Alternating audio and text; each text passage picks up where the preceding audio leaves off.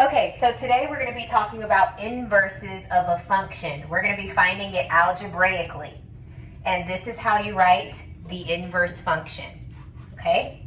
So the very first step, we're going to replace f of x with y. So if we're given f of x, just switch it out for y. So that's the first thing. Now, to find the inverse, you must first switch x and y. So I'm going to switch the x and y. So x will be here, y will be here. In order to solve for the inverse, you must switch x and y.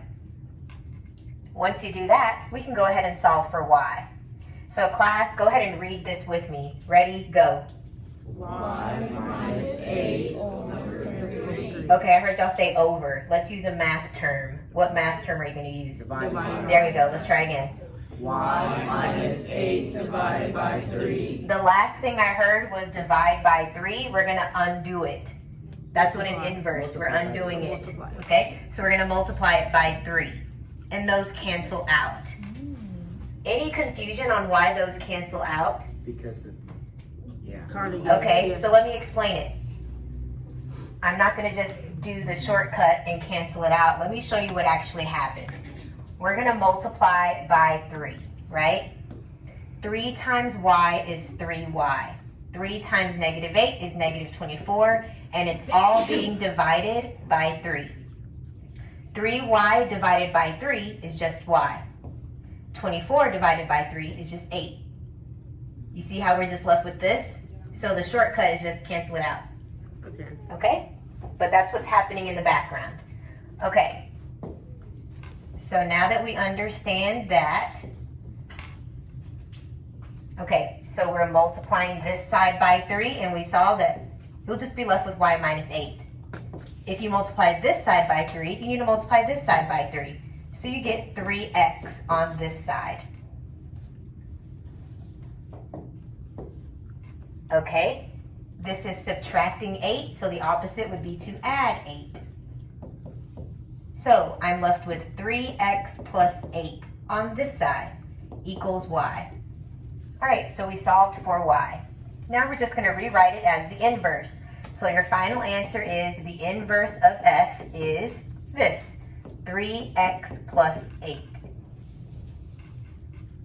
So just so we understand what an inverse is, we found it algebraically, but I want you guys to get a visual of what an inverse is. So I'm going to go to an online calculator. Okay, so the first one was x minus 8 divided by 3.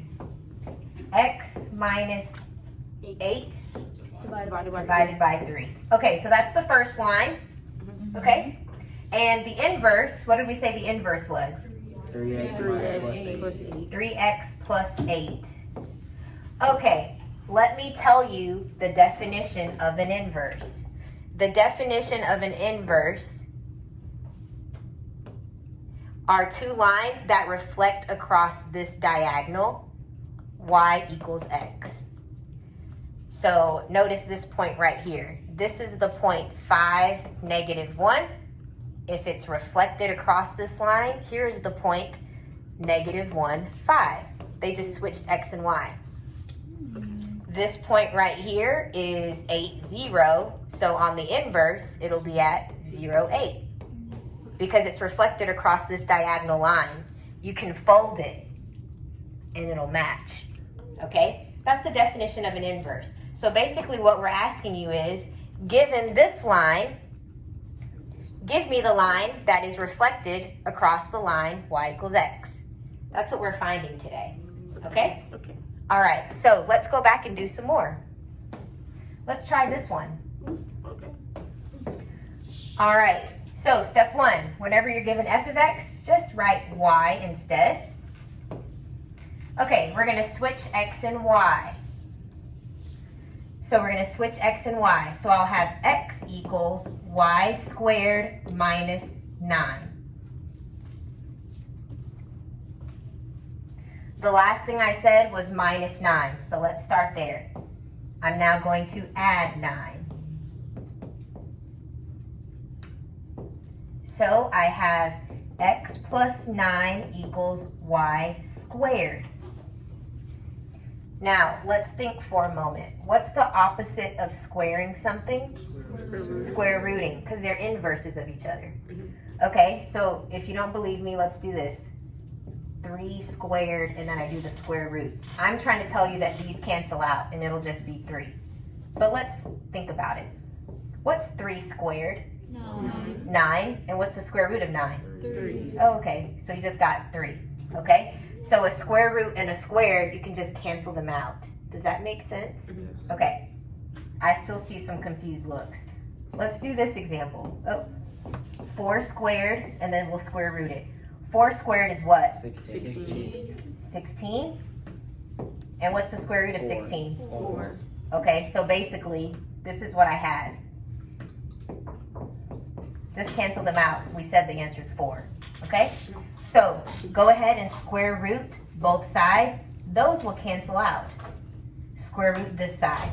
If you square root this side, you need to square root this side.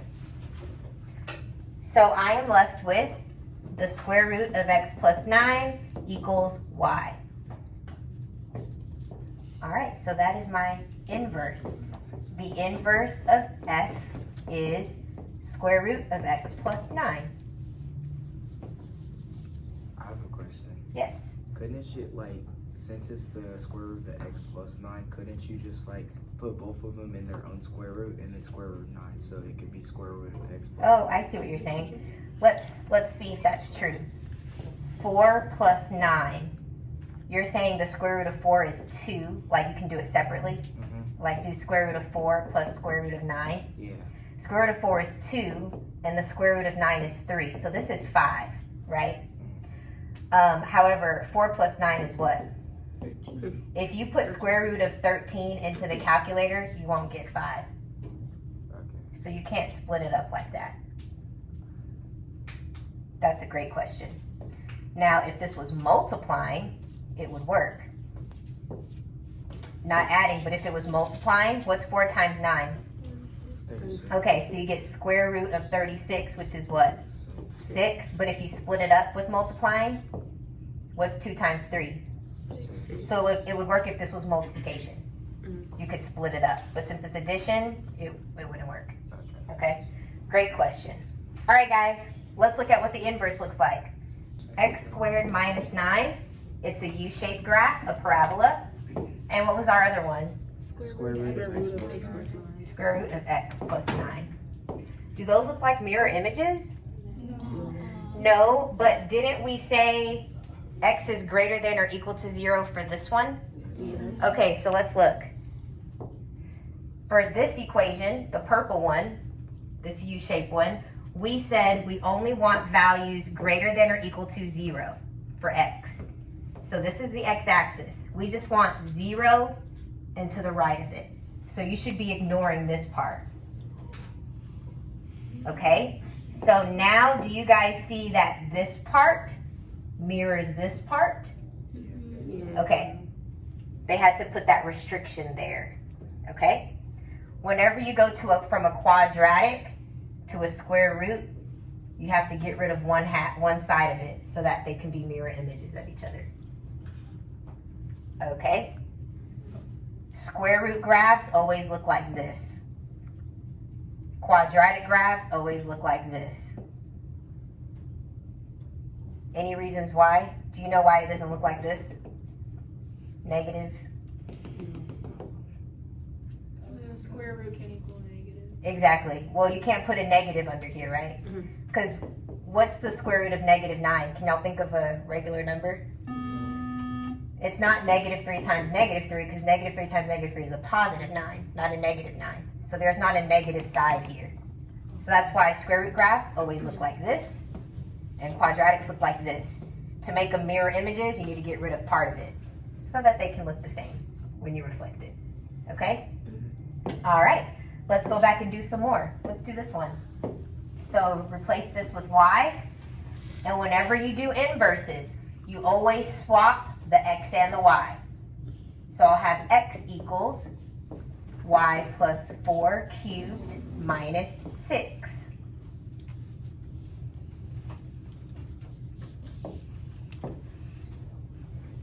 All All right, the last thing I said was minus 6, so that's where we'll start.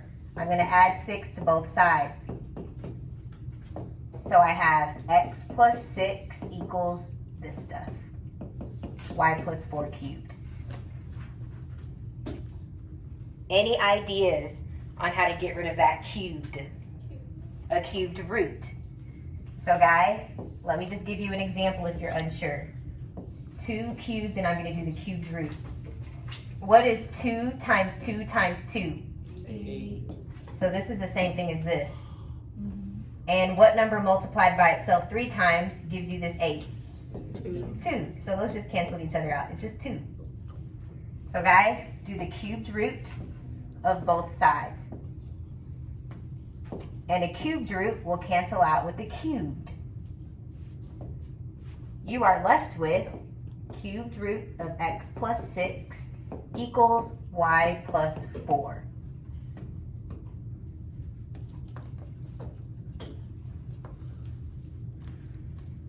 All right, the last thing you need to do is subtract 4 from both sides.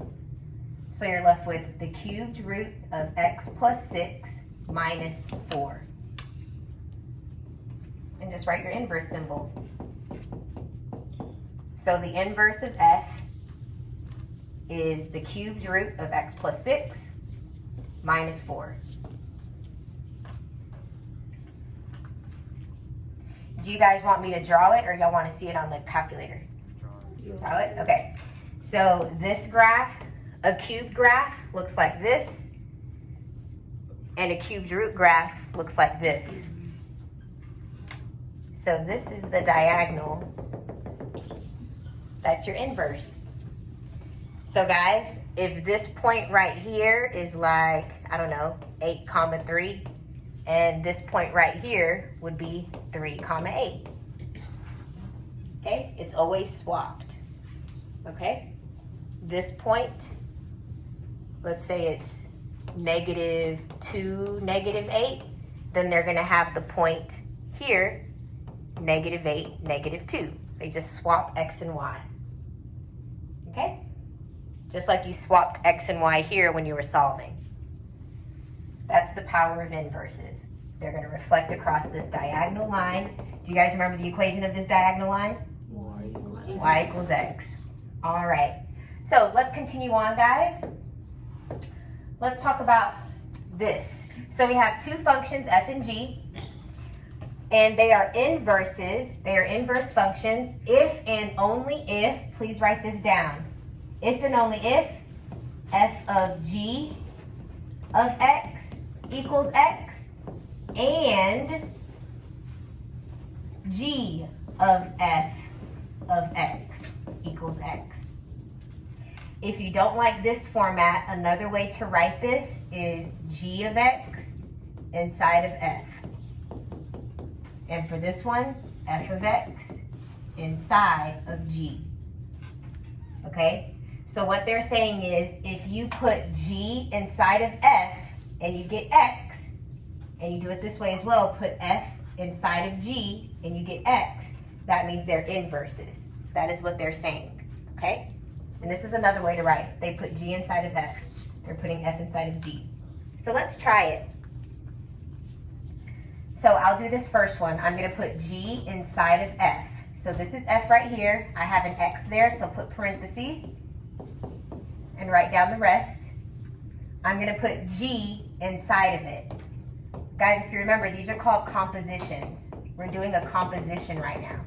We're doing the composition of f and g. Okay? So we're going to plug g inside, x minus 8.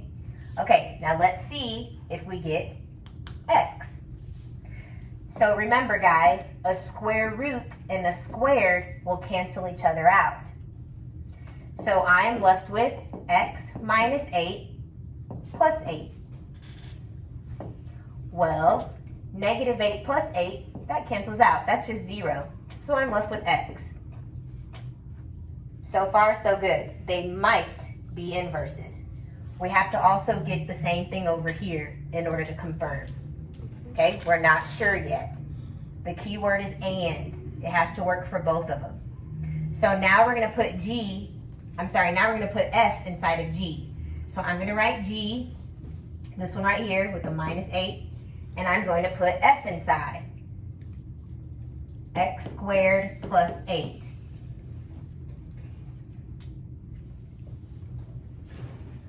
Okay, hopefully I end up with X. Let's see. Before I do this, guys, here's a mistake I see all the time. I see it every year. People will do this first. That's wrong. You need to deal with the stuff inside first, okay? So those do not cancel out just yet. 8 minus 8, that's 0. So now we have the square root of x squared. Now those can cancel. Square root and squared, they cancel out. You're left with x. So because I got x both times, you have to get it both times. That means these are inverses of each other. They are inverses. All right, let's try the next example. Can you guys just look at these and tell that they're inverses or no? Yeah. Yes? Okay, my last class said the same. Let's check. Yeah, because the day before it so Let's check. Yeah. All right, so guys, I'm going to put f of g of x. So let's put g inside of f. So here's f, and I'm going to put g inside. X over 4 minus 5.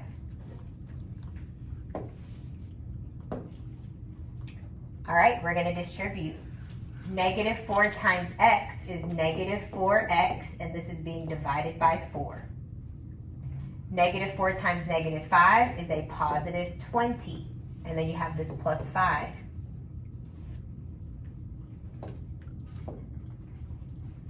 Negative 4 divided by a positive 4 is a negative 1, so this is negative x. Plus, you get 25. So I didn't end up with x here. So that means these are not inverses. So you don't have to solve the other one? Nope, because they both have to be x. Guys, look at what we wrote. This has to be x, and the other one has to be x. So if I didn't get x for the first one, it's already not inverses. You have to get x both times. So this one is not inverses. Negative 4x plus 5, that's one of the lines. And what was the other one? X divided by 4 minus 5. Okay, and the diagonal line is y equals x. Do those reflect across this line? No. So those are not inverses. Okay, now I'm going to find the inverse of this function. And this time I'm going to use graphing as my method. So 2x plus 8, this is my y-intercept, so I'm going to put a point at 8.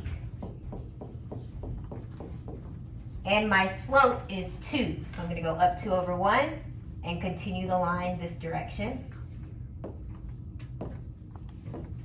Do you guys have an idea of how I'm going to find the inverse?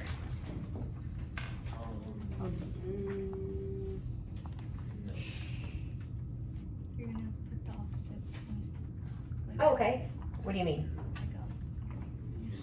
It's like negative 4, 0, so you put 0, negative 4, so you swap it. Exactly. Very good. So guys, this point right here is negative 4, 0. That means negative 4, 0, if you swap the points, would be 0, negative 4. So this point will be on the inverse. 0, negative 4 is right there. Okay? This point right here is negative 3, 2. So if you swap it, it'll be 2, negative 3. So 2, negative 3 is right here. This point is at negative 2, 4. So if you swap it, it'll be 4, negative 2. So 4, negative 2 is here. Okay, I see my line developing. It looks like it's going up 1 over 2. So I'll just go ahead and fill in the rest of my line. All right, so this is my inverse. If you fold it along the diagonal, so I'll draw the diagonal. Here's my diagonal here. If you fold it along the diagonal line, it will be on top of each other. They mirror each other. They mirror across this diagonal line. So guys, you can also find the inverse by graphing. You can also confirm if things are inverses by doing the composition. Or you can do it algebraically using these steps.